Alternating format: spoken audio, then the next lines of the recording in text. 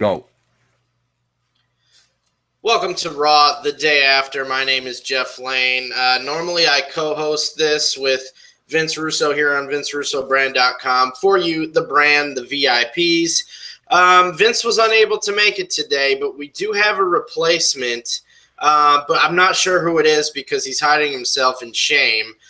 He's calling himself Unknown Wrestling Fan, and he's going to join me in discussing last night's episode of Raw. Unknown Wrestling Fan, are you there? Yes, I am, Jim. I am here. Okay, it is Jeff, but that's all right. Now I see that Vince let you use his studio. That's pretty cool. But I got to know, with you joining us here on Raw, why are you not showing your face? Why the paper bag gimmick?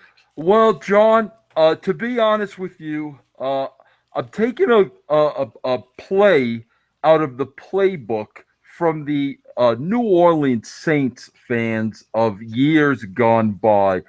I don't know if you remember this, Jimmy, but there was a time when the Saints had a very, very, very bad football team.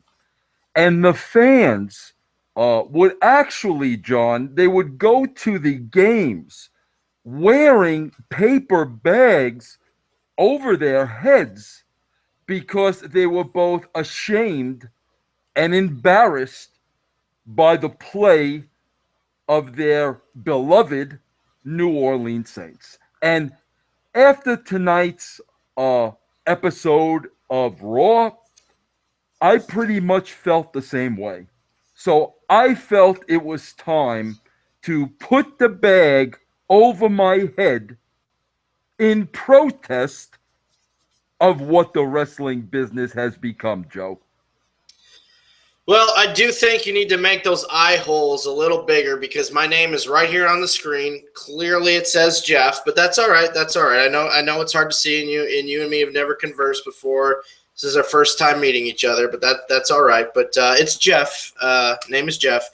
But we had another 3-hour episode of Raw tonight, and usually what I do with Vince is we either go through the show from top to bottom and discuss each segment as we go, or like last week when it was in our opinion, clearly a lackluster Raw, we just talked about certain bits of the show. So do you have a preference with how you would like to do this? Well, Jules, to be honest, I don't want to have it sway you in any way, Jimbo.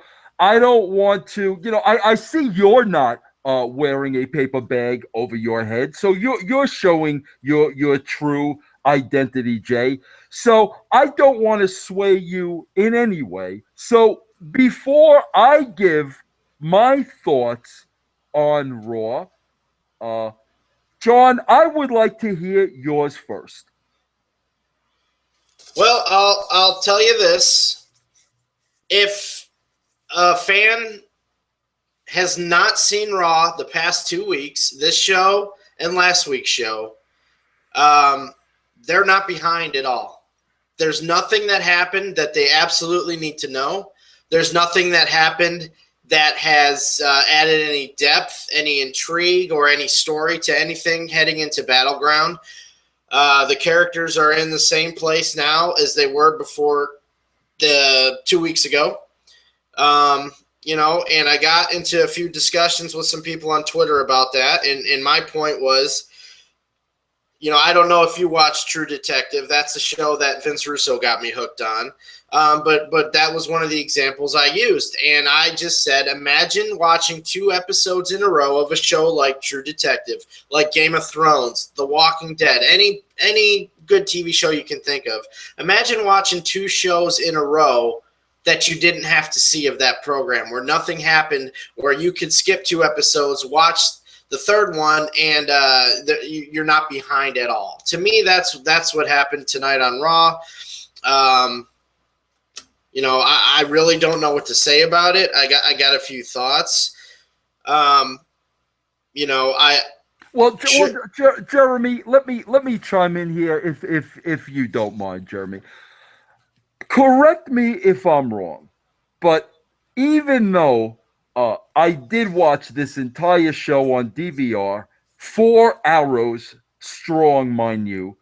The DVR machine was stopped at one point and one point only. One time I had to stop the DVR machine. But correct me if I'm wrong, Jules. But did was this not the same exact show from last week, Jim? I don't know if it was deja vu. I don't know, if maybe I'm becoming a little brain dead. I mean, that could be possible. But I could have sworn, John, I saw this same exact show a week ago. Was it very similar to last week? Well, unknown soccer fan, pretty much, yeah. I would say about 75% of the show. Excuse me. I am unknown wrestling fan, John. I'm sorry. How dare I mess up your name?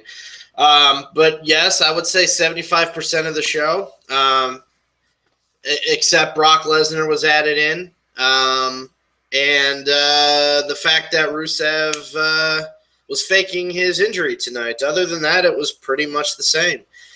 I don't know what you thought, sir, about the Brock Lesnar with the car. I thought it was a fantastic visual. I'll take nothing away from that. Seeing Brock Lesnar absolutely destroy a car was entertaining in its own right. Seeing him throw that door as far as he did, and it's just remarkable what the guy can do. But this is what I took away from this segment, and I'm looking at this purely from a writing standpoint. Nothing against the talent. But if Seth Rollins, if this is real, and Seth Rollins is calling Brock Lesnar a bitch, I don't care who's in the ring with him. The fact that it was J&J, two tiny guys, Brock Lesnar is going to go right to this guy and try to kick his ass instead of worrying about beating up a cart. That's just my opinion. So while that was a fantastic visual to me, if I'm in Brock Lesnar's head trying to figure out what he would do in that situation, I don't see why he would not have just run to the ring and tried to kick the crap out of those guys. Well, Jimmy, I'd like to excuse me, I got something in my throat. Oh, that's not good. That's not going to work, is it? Jimmy, am I in the hole, Jimmy? That's Jimmy? Not the first time. I've actually said that before, different context, but I don't want to go there right now. Jimmy, let me get a little sip here. Okay. Now, I was talking to Vince Russo earlier tonight, and Vince Russo told me, he said, unknown wrestling fan.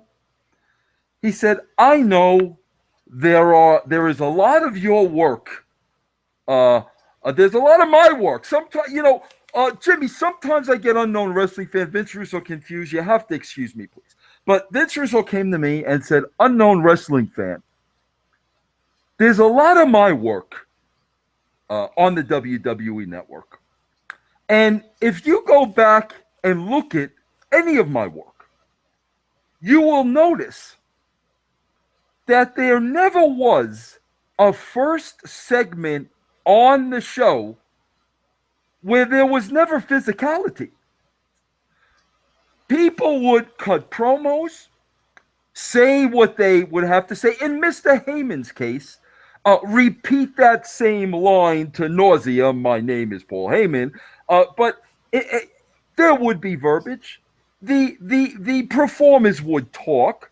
But we always made sure, this is what Mr. Russo told me, we always made sure we opened up the show with a bang, some kind of excitement, something happening to set the tone of the entire show. Now, every time Mr. Lesnar is on the show, obviously, it's an added attraction, but James, would you not agree? If you have Brock Lesnar on the show, and we know those appearances are few and far between, would we not try to create an opening of the show wrapped around some sort of excitement that is going to set the tone and the precedent for the next 3 hours to come? Would that not sound logical to you? Absolutely. And that opening promo, just like every other promo in the show, was just people talking crap about each other. Nothing was really accomplished.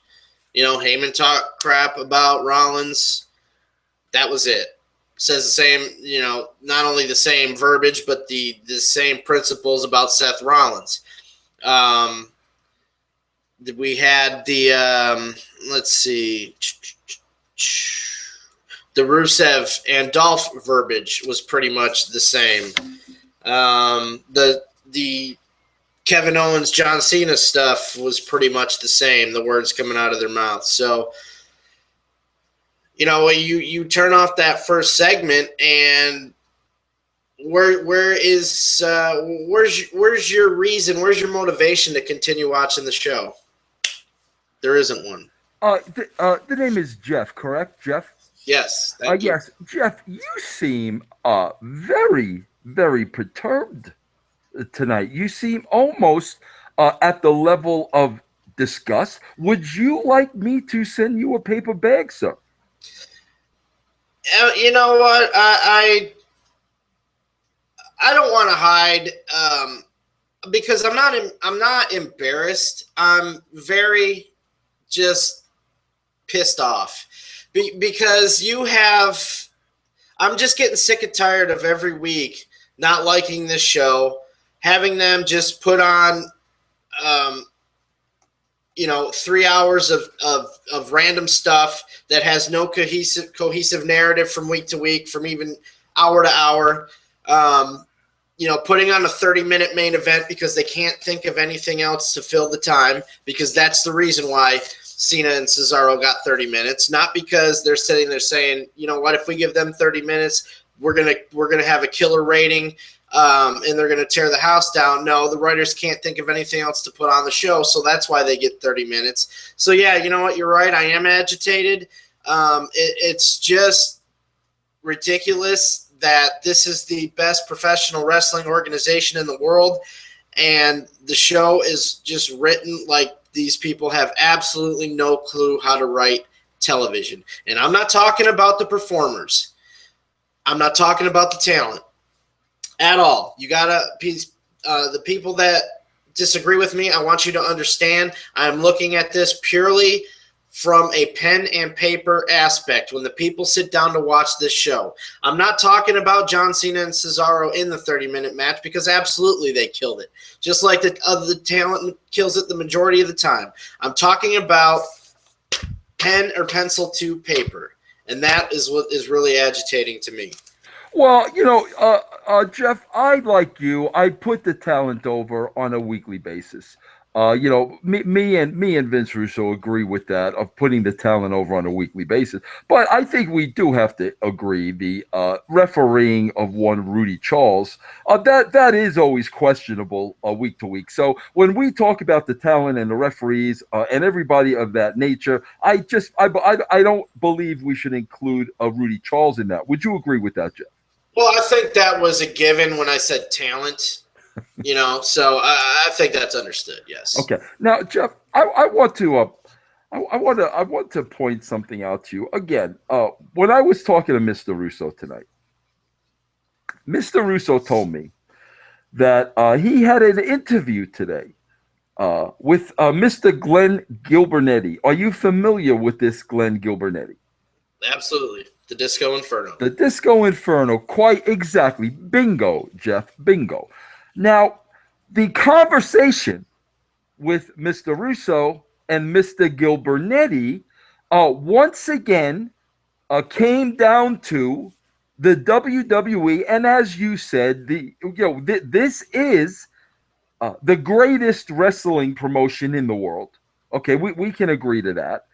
But the conversation once again between Mr. Russo and Mr. Gilbernetti got around to how the WWE has simply run off the casual TV viewer. Now, Jeff, you said something very poignant that that I would like to point out as the unknown wrestling fan, if you will. Uh, you just mentioned the main event of the show. Now, Jeff, take nothing away from Mr. Cena, and I know Mr. Russo thinks very highly of Mr. Cena, as do I. Take nothing away from Mr. Cesaro.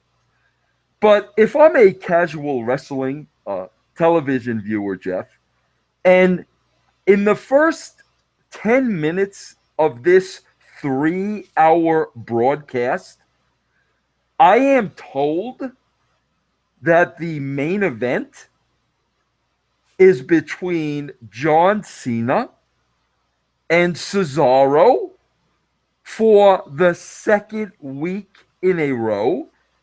As a casual television viewer, is it in my best interest to stick around for the 3 hours and watch this show? Or is it in my best interest to look for something else as a casual fan that might be a little more entertaining for me, per se? I think that's why they didn't announce. They never officially announced that that's the main event. They just kept saying the U.S. Open Challenge was coming later. It was coming later. And then it just happened, and it was the main event. And I think that's why they didn't announce it, because that's what we got tonight. That's what we're wrapping the show up with. You know, if this was for the World Heavyweight Championship, and this involved somebody like Brock Lesnar, Seth Rollins, whatever, your big guns, I can understand a long match to end the show with the World Heavyweight Championship on the line. When you have a U.S. title match that goes 30 minutes, where anybody that has watched wrestling in their life knows that John Cena's winning this match, exactly. Why is anybody going to stay to watch it? Well, Jeff, listen. I don't claim to be a booker. I don't claim to be a writer. That is Mr. Russo's job. I am just the unknown wrestling fan. That was once a known wrestling fan, Jeff, but I'm an unknown wrestling fan now.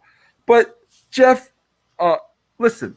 Can you and I talk common sense for a minute?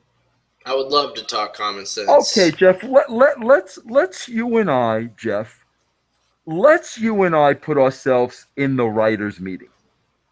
Okay, Jeff. Now, Jeff, I think it is fair to say. Okay, let's look at this. Listen, Jeff. I'm not a booker. You're not a booker. The show just ended a little while ago. Okay. Now, Jeff. In that writer's room,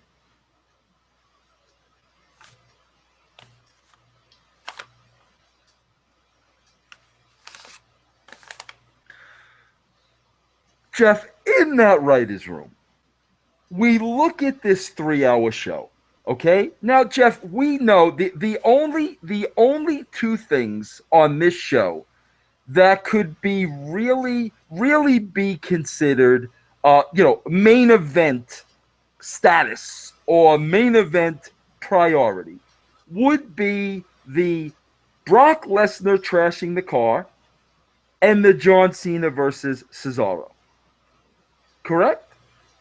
Now, Jeff, I know Vince Russo comes on here all the time and talks about a beginning, a middle of an end, and a thread running through the entire show. Have you heard that speech? Because he gives it to nauseam, that Russo. I think we discuss that every Tuesday. Okay. Now, Jeff, between you and me, if you know you have this this scene of Brock Lesnar destroying this beautiful a sports car with a pickaxe and ripping the doors off of it and doing a number on this sports car, knowing he's going to blow the place off, the roof off the arena.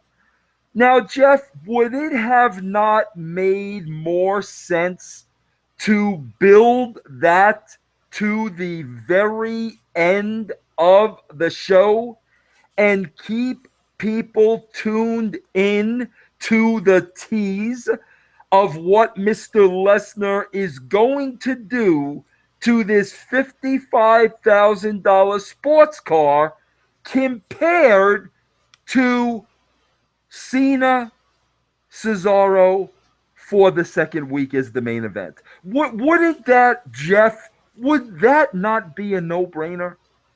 You know what it reminded me of? They used to book Saturday night's main events that way. The main event would be like halfway through the show because they assumed people were going to bed and weren't staying up for the finale of the show. I mean, maybe that's what they were doing here. Let's put this on at 10 o'clock. Our ratings dip in the last hour, so let's let them see this at 10 o'clock before they shut it off and go to bed. I don't know. That's the only logical thing I can come up with was why they did that at 10 o'clock. But absolutely, that should have closed the show. And that would be your only thought why it did not close the show. If I'm trying to think of this logically, that they did it on purpose. It's almost like Jeff. It's almost like Mr. Lesnar had to catch a 11 o'clock plane. That could be. Because I can't. I'm not a booker. I cannot understand why they wouldn't have built that for the big finish.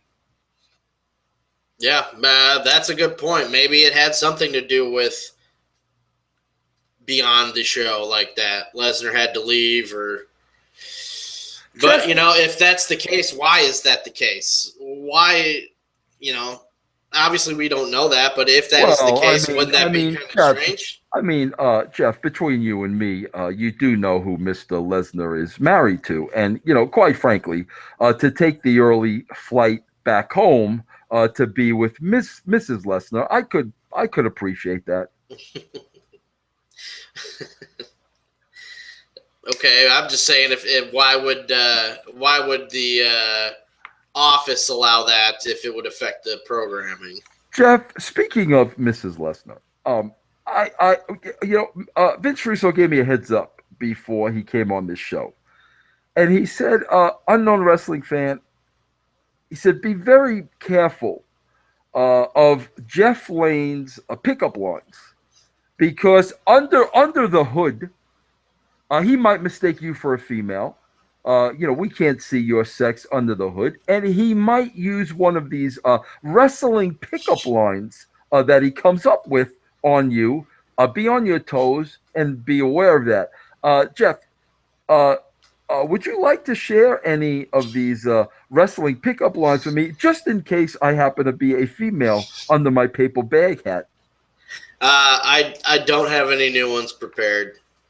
I don't have any new ones. Mr. Lane, you seem very, very disgusted tonight. Is it just me, or are you just a disgusted man at the time? I'm trying not to be disgusted. The fact that I'm letting this program bother me so much is kind of lame. I understand that, but it's just when I know it could be so much better. I'm gonna throw a figure at you, unknown wrestling fan, and I want your take on this figure. Okay, we had one. The main event match was 30 minutes by itself. Okay, it was 30 minutes. The match. Now, me and Vince have been discussing, and we've been discussing with the brand possibly altering this show a bit to discuss episodes of Raw that Vince wrote when he was with the WWE. Very, very, very good shows at the time between Mr. Russo and Mr. Ferrara, let me in. Yes, and I watched one today, and it was from December 97, so my facts may be wrong. I think this was before Mr. Ferrara joined up with Mr. Russo. because I believe he joined in the summer of '98. But I'll double check this. But on this show, this December '97 show, there were 6 matches. Okay, now Raw was only 2 hours back then, but in these 6 matches, the combined time was 26 minutes. There was 26 minutes of wrestling on that entire program, and we had 30 minutes in this main event. What does that figure? What does that mean to you, Mr. Fan? Well, Jeff, you have to understand. Back in I've spoken to Mr. Russo about this several times, and back in 1997, Mr. Russo was very aware of the short attention span of the viewer. And what made Mr. Russo so well aware of this was that at the time, we're talking now, Mr. Lane, we're talking almost 20 years ago, Mr. Lane. The size of this paper bag was much smaller back then, 20 years ago. But at that time, Mr. Lane, the television landscape was changing dramatically. My voice just went up there, didn't it? Very odd, very odd. Was changing dramatically. Mr. Lane, you're a big fan of these shows on HBO and the paid stations. That's at about the time when those shows were starting to grow. In other words, there was so much programming out there, and Mr. Russo understood the attention span of the viewer was very small. So you had to hit them in short spurts, Mr. Lane. Now, fast forward 20 years later, where I think it would be fair to say that there is probably 3 times the amount of programming now than there was 15 years ago. So it almost seems, Mr. Lane, like you would have to speed up the process even more.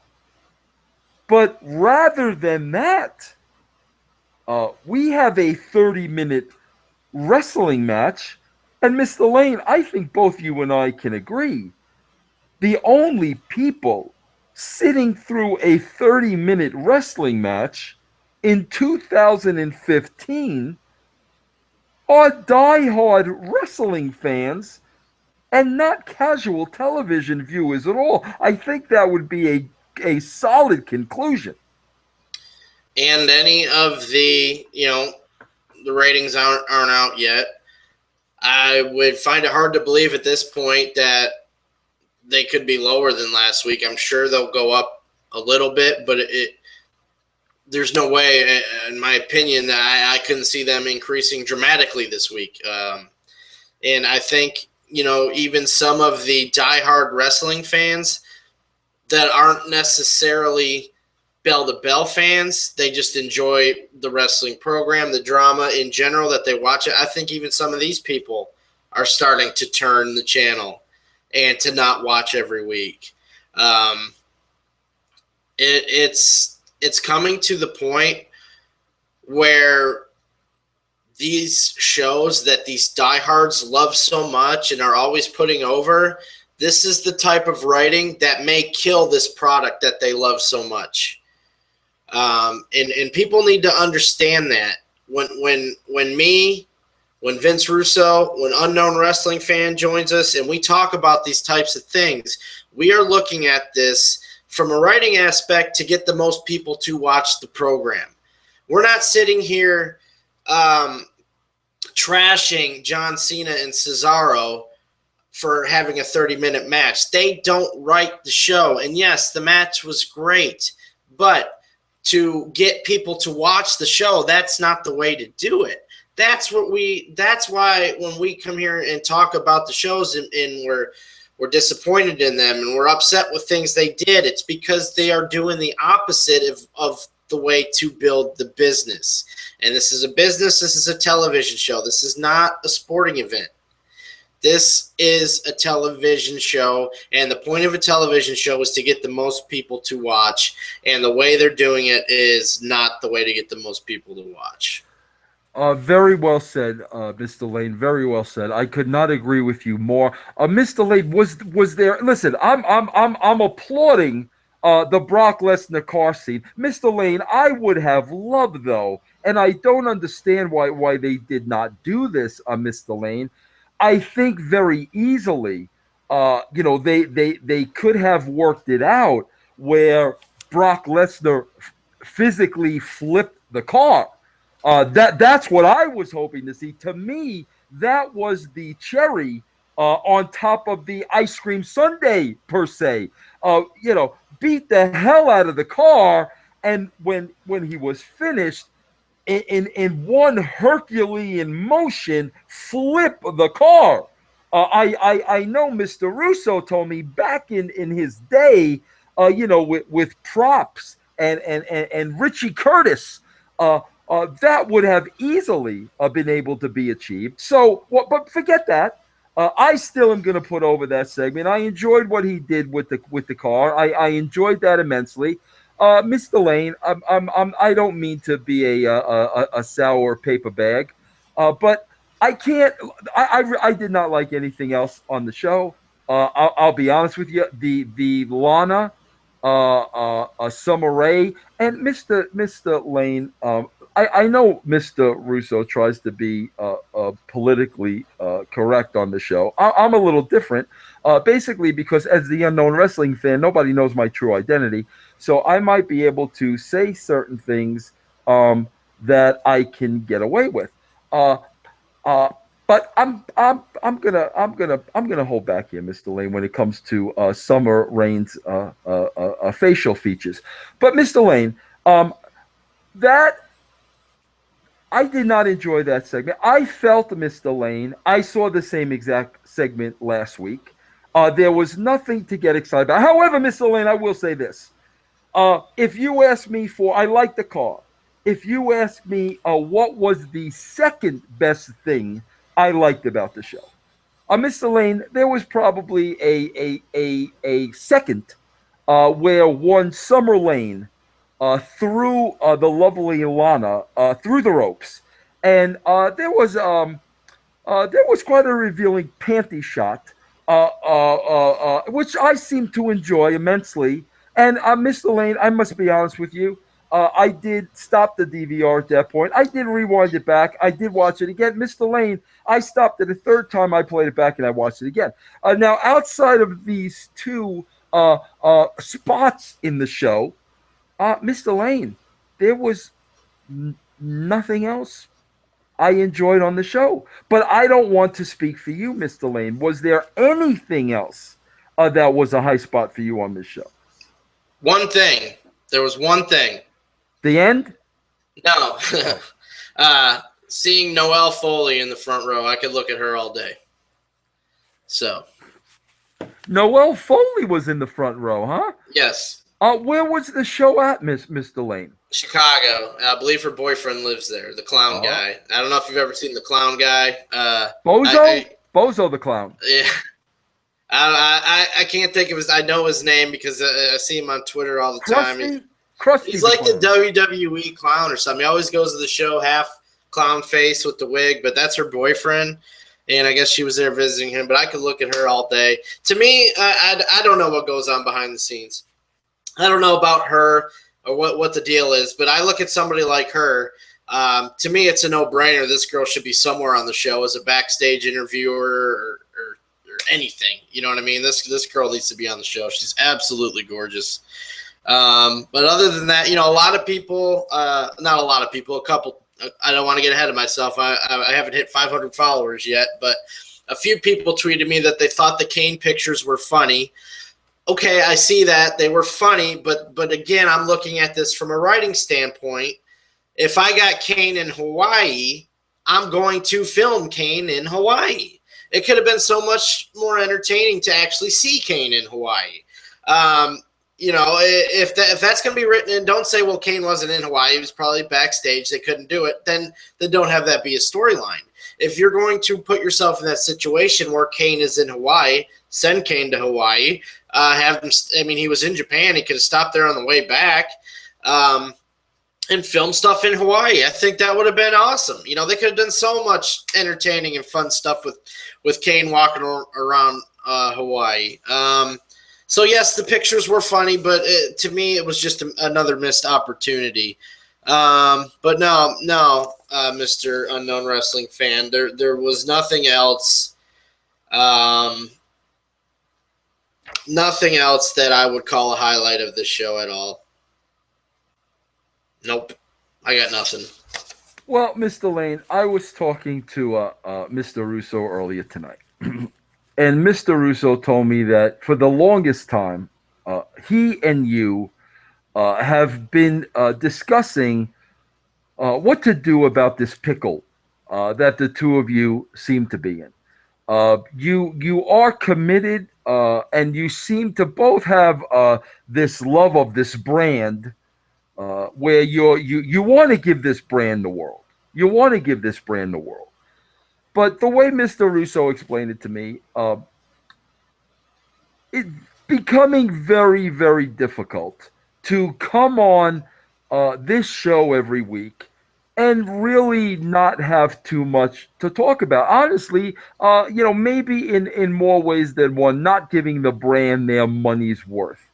And Mr. Russo said there has been some talk about maybe in place of the review of Raw, looking at some of his old work and maybe more or less doing like a director's cut type of thing where he can look at old Raws and you and Mr. Russo can talk about good times when wrestling was in a different place and it was a different product.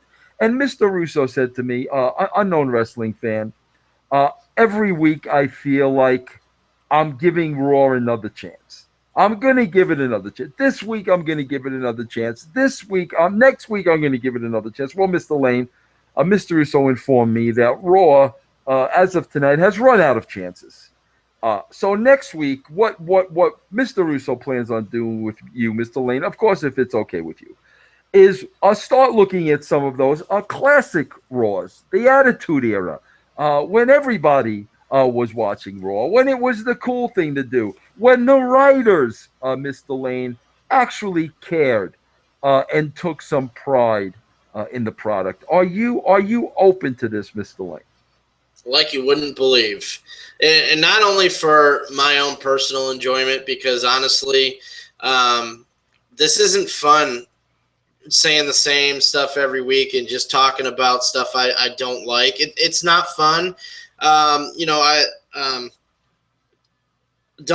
hope people don't think I enjoy ripping on this product. I want to enjoy wrestling. That's why I'm here in the first place, is because I used to love everything, that was on TV. But not only for my own personal enjoyment, but I want everybody to think that this is going to be a first in the industry. Legit. Have you ever seen a writer's commentary from a writer of a pro wrestling show like you've seen on DVDs and Blu-rays and all that stuff, discussing the show and what went into it? And I just think this is a really cool and unique situation that we can take advantage of here, having Vince Russo normally on this show. Obviously, he's not here this week, but, we have Vince every week. And to have that to give to the brand, I think the brand will enjoy it. That's just my opinion. I think this is something first. We're going to be in a unique club. It's going to be something special that you can only get here. I am all on board with this. We got some interesting feedback today. I would say 95% agree with this. We got some interesting, maybe every other, or if Raw's good, go back to it, which I would be open to that if Vince would be. If Raw becomes something to talk about, then we'll halt the Attitude Era for a week and talk about Raw. I'm open to that. I'm sure Vince would be as well. But what do you think, Wrestling Fan? I'm the unknown wrestling fan, Mr. Lane. The Unknown wrestling fan. I'm sorry. That's okay. Yes, I think I think Mr. Russo. I think it would be wise for him to go in this direction. The truth of the matter is, Mr. Lane. I think you also know. Listen, let me publicly state this because I know this was weighing very heavy on Mr. Russo's mind tonight. Now, Mr. Lane, I know you are very close to Mr. Russo, and I know that only you know. Not many people know this, but you know that Mr. Russo may even currently be in talks of taking the show to the airwaves. We're talking FM radio, 50,000-watt stations across the country. This is something that Mr. Russo is very serious about, Mr. Lane, and I know he wants you to be a part of that. But here's the concern, and this is what people fail to understand. When there's nothing to talk about, Mr. Lane, what are you supposed to talk about? And that's what Mr. Russo wanted me to make clear. Every week, he watches Raw with the hope and the anticipation that there is some material to talk about for the upcoming week. Because, let's face it, Mr. Lane, this is how both you and Mr. Russo make a career. And if there is nothing to talk about on a weekly basis, then there's trouble on the horizon. Therefore, I think my opinion as the unknown wrestling fan is I think it would be a very good choice to go back, let Mr. Russo break down the Raws during the Attitude Era. Let's get your perspective of the Raws during the Attitude Era as a fan when you didn't even know Mr. Russo. And that would probably be compelling and entertaining as only you and Mr. Russo can make it. Now, Mr. Lane, would you like to tell the people what the plans are for the first episode so maybe they can watch it in advance so come a week from today, they'll know what show you and Mr. Russo will be talking about? Yeah, and we're trying to make this easy for everybody to jump on board. Because honestly, the last time I talked to Vince about this, he sometimes he gets dates and confused and timetables, and to actually nail down the first episode that he wrote might be difficult to actually get that date. But for those that have the WWE Network, they now have a Attitude Era section. In every excuse me, Mr. Lane, do you know if Mr. Russo gets royalties on that Attitude Era section? Do you know anything about that? None at all. Okay, none at all. So that I don't. That'd be something cool that we could discuss with Vince on the first episode. Sure. That's a great topic you brought up because I know every other television show that runs reruns, the writers get royalties, producers, all that stuff. But we do know that every episode in this section, right now they have December 97 through January 99 that Vince wrote every single one of those episodes. So this is something easy to get with instead of doing, because they don't have every episode from 97. So it's nice to get a full run where we can see storylines advance every single week, not miss any pieces of it. So the first episode, if you have the network and you go to the Attitude Era section, starting with the earliest one, it is December 15th, 1997. December 15th, 1997. It is episode 238 of Raw that it is labeled. So 12/15/97. That will be the show we start with, and every week after that, we will go with the next show. I watched that show today because there was a small chance we might discuss that, but I'm so glad we're waiting till next week because now we can give the brand time to hunt this episode down and watch it. But there's lots of stuff to talk about on this episode, and I'm really looking forward to hearing Vince's thoughts on it. I don't know if you'll join us next week or not, Unknown Wrestling Fan, but I'm sure you would have some good insights as well. But no offense, I'd rather listen to Vince's since he was the writer. Mr. Lane, can I throw a hypothetical question out at you? Let's hear it. Okay, now this episode that you and Mr. Russo are going to look at next week. You said it's December 15th, 1997. Am I correct about that? Correct. Okay, so we're looking at an episode that is about 18 years old, if my math is correct, Mr. Lane. Yep, just about. Mr. Lane, is there any doubt in your mind whatsoever that if that 18, you watched it today, correct, Mr. Lane? Yes, I did. Well, it's Tuesday now, so I watched it yesterday. Okay, it's Tuesday now. You watched it. Yes, time flies when you're having fun, Mr. Yep. Lane. Now, Mr. Lane, is it fair to say, without a shadow of a doubt, if you took this Raw episode from 18 years ago and replaced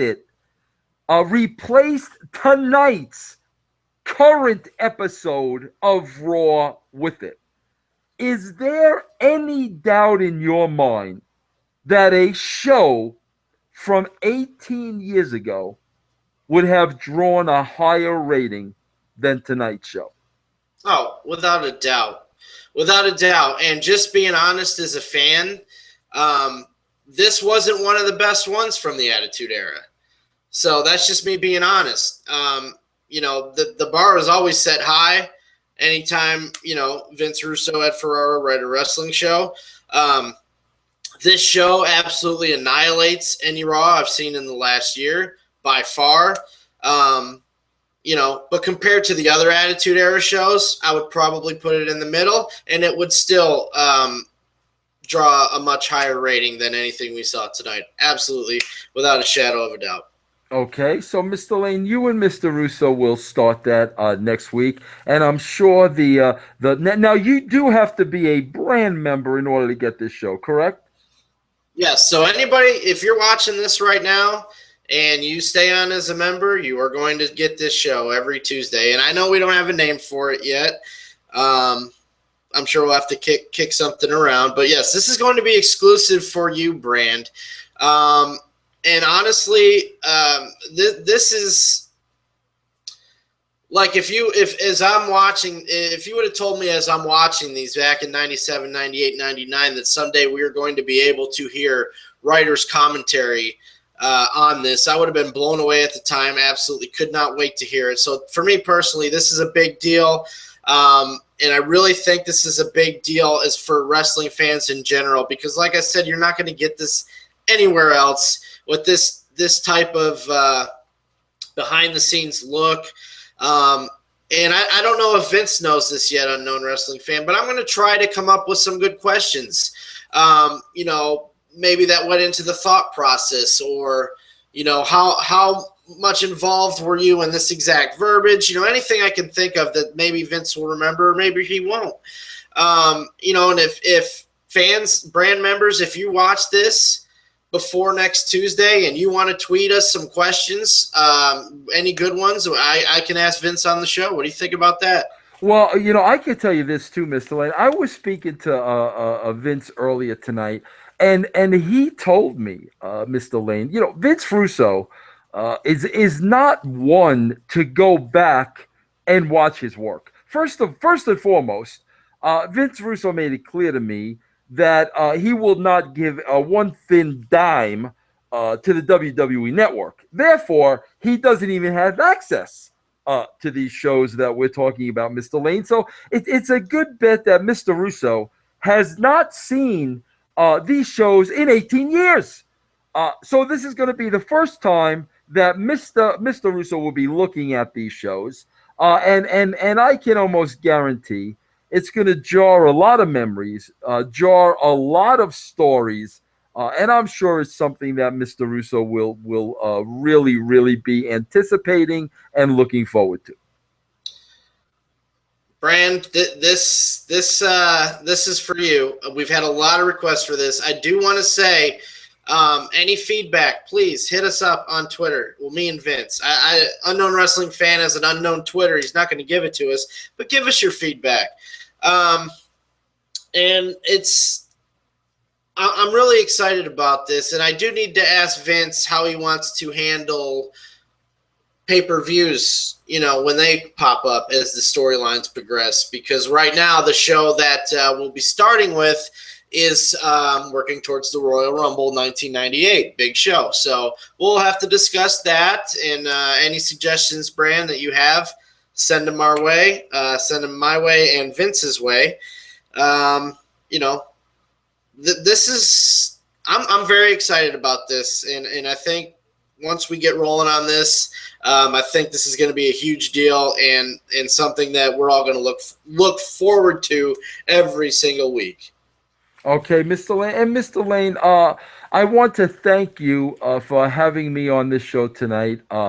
We've not worked together in the past, Mr. Lane, and I didn't know exactly what to expect from you. All I had, all I heard from Mr. Russo were the rumors of the cheesy pickup lines, and that's really all I had to go on. But listen, it has been my pleasure, Mr. Lane, and I hope maybe somewhere down the road, you and I can maybe do another show together, if that's okay with you.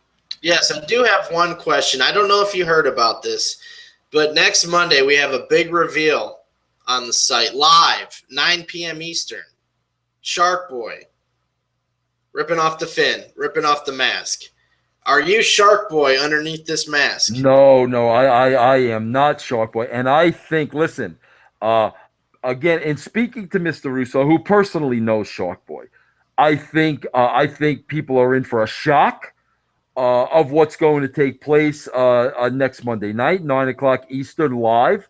I don't think they realize who is underneath that fin. Mr. Russo knows who's underneath that fin, and it took some coaxing. Mr. Lane, is that a word, coaxing?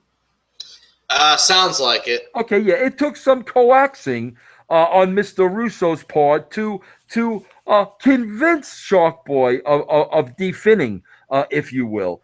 And I think the people and the fans of this show are going to be very, very surprised of who's under that fin next week.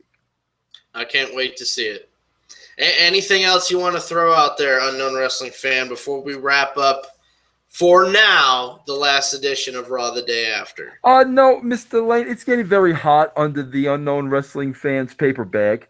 I can kind of feel myself hyperventilating at this point. So if you would be as kind as to wrap up this show, so I can maybe go get a breath of oxygen, if you will. Absolutely. Brand, thank you for joining us. Raw the Day After, going on hiatus, as next Tuesday we start looking back at my personal favorite time in wrestling, as we start with the December 15th, 1997 episode of Monday Night Raw, written by Vince Russo, with his own commentary on the episode next week. Spread the word. Let us know what you think on Twitter, at the Vince Russo, at Jeff Lane 22. We will see you next week. Watch the episode 12/15/97. Have a good one, Brand.